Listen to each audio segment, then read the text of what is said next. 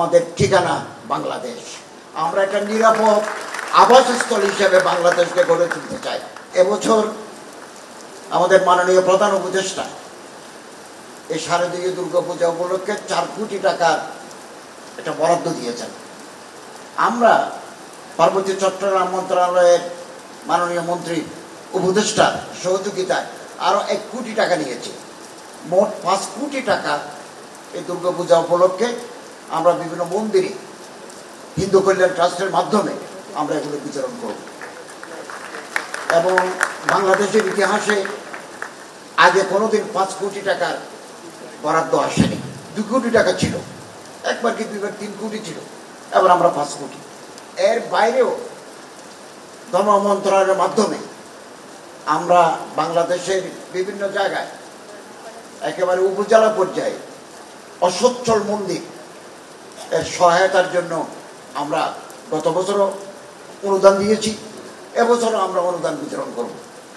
এবং হিন্দু কল্যাণ ট্রাস্টের মাননীয় ভাইস চেয়ারম্যান শ্রী তপন কুমার মজুমদারের নেতৃত্বে আমরা আপনাদের পরামর্শক্রমে পূজা কমিটি, পুজো উদযাপন পরিষদ, আরও নেতৃবৃন্দের পরামর্শক্রমে তালিকা করে আমরা এগুলো পৌঁছে দেব। আমি সবসময় অসচ্ছল, বিধবা, অনাথ, মুমূর্ষু রোগীদের অগ্রাধিকার দিয়ে থাকি। যে সমস্ত ছাত্র টাকার অভাবে টিউশন ফি দিতে পারে না, বই কিনতে পারে না, এই মানুষ কোন ধর্মে এটা আমাদের কাছে বিবেচ্য নয়, মানুষ এটাই আমাদের কাছে বড়।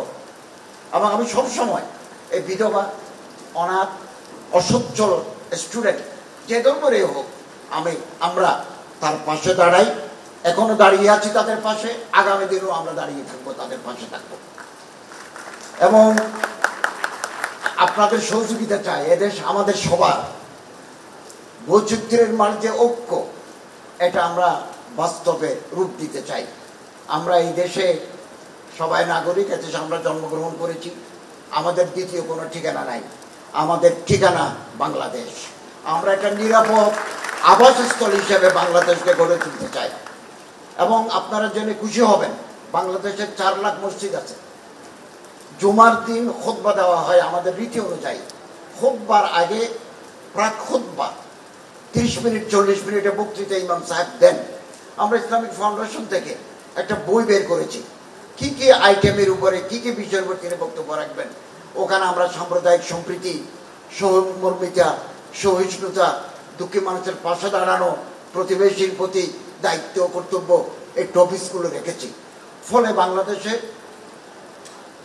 সারা বছর প্রতি মাসে 4 বার করে ইমাম সাহেবের টপিকসগুলো মুসল্লিদের শোনান।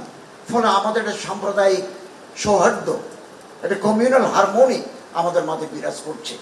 এই দ্বারা যদি আমরা অব্যাহত রাখতে পারি, তাহলে সাম্প্রদায়িকতার বিষ বাষ্প এই দেশের পরিবেশকে বিঘ্নিত করতে পারবে না। আমরা একসাথে স্কুলে যাই, একসাথে কলেজে যাই, একসাথে বিশ্ববিদ্যালয়ে পড়ি, একসাথে চাকরি করি, একসাথে বাজার করি, একসাথে আমাদের সমাজ, রাষ্ট্রীয় জীবন পরিচালিত হয়। ফলে বাংলাদেশ সাম্প্রদায়িক সম্প্রীতির সৌহার্দ্যের দক্ষিণ এশিয়ায় একটা মডেল হিসেবে চিহ্নিত হয়েছে এবং এটা আমাদের জন্য অত্যন্ত গৌরবের। এই কথাগুলো আমি আমার দেশের বাইরে যখনও কোনো সেমিনার সিম্পোজিয়ামে যাই, ইন্টারফেথ হারমোনির উপরে যখন বক্তৃতা হয়, প্রাচ্যে প্রতীচ্যে, আমি সব জায়গায় কথাগুলো বলে থাকি। সাম্প্রদায়িক ব্যক্তি কোনোদিন মানবিক হতে পারে না। আমাদের যদি মানবিক হতে হয়, সাম্প্রদায়িকতার চেতনাকে আমাদেরকে বিরূপ করে দিতে হবে। আপনাদের প্রত্যেককে, এবং আপনারা যেন আরো কিছু হবেন, এই ঢাকেশ্বরী মন্দিরে আমরা একটা কমপ্লেক্স করার উদ্যোগ নিয়েছি এবং সেটা যাচাই বাছাইয়ের পর্যায়ে আছে, ফিজিবিলিটি স্টাডির পর্যায়ে আছে। এটা করে যত দ্রুত সম্ভব আমাদের মেয়াদ থাকতেই স্যারের নেতৃত্বে, আমাদের মাননীয় প্রধান উপদেষ্টার নেতৃত্বে এটা আমরা একনেকে অনুমোদনের জন্য পাঠাবো।